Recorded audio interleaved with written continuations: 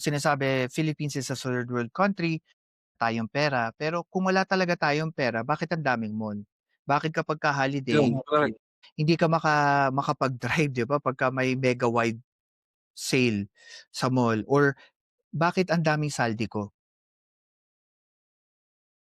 sa Kamara or sa Senado, 'di ba? Saan napupunta kumbaga saan nanggagaling yung katulad nila na nakakakuha ng pera kung wala talaga tayong pera? I think this is somewhat kailangan baguhin na natin yung thinking natin, eh, that technically may pera, ang problema lang Mayaman ang hindi Pilipinas. Ninanakaw. yes, correct. At saka at Marami the nga end of tayong the day resources, eh.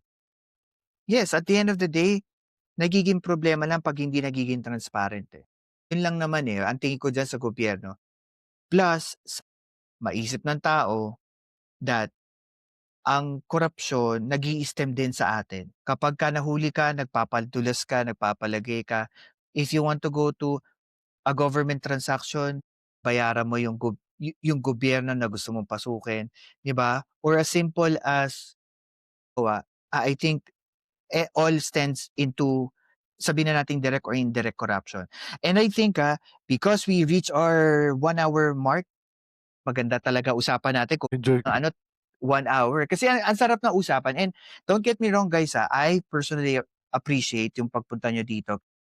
Ako lagi ko tinuturing 'tong podcast natin more on like me learning from you guys, especially from a different perspective. While we are on the last part ng ating, kuwentuhan, so I practice na for our last segment, for you I'll gonna give you like a question and, that would be like your last statement dito sa podcast natin. Start na Mang Mags.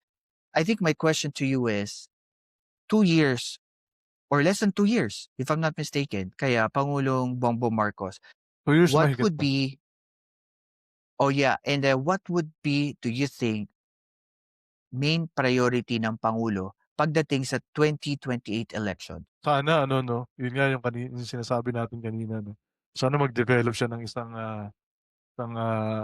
kaalyado na puwedeng ilaban, na susunod sa yapak niya. Kung wala naman, puwede naman niyang pagpilian.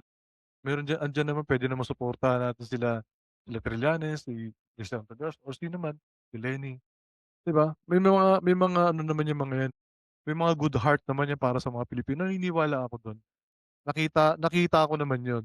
Masakit lang talaga yung iba hindi nakikita yun 'no, na mga ginagawang tama nitong ating mga senador na gumagawa ng mabuti para sa bayan. Yun sana fokusan ni PBBM, may magpatuloy dun sa kanyang sinimulan 'no, paghabol sa mga magnanakaw dito sa ating bansa.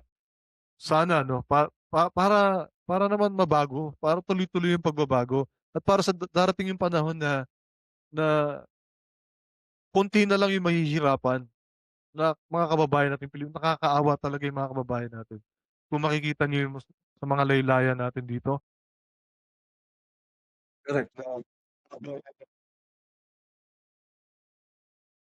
na akala ng iba, eh, weakness, 'di ba? Hindi nila alam na habang sinasabihan nila ng weak ang ating presidente, namamalayan na lang nila na ganito pala katapang itong presidente na 'to, na sana yung susunod na presidente ay maging kagaya niya at sana yun ang mafokusan ng ating pangulo sa darating na 2028 election. Yun lang naman. Maraming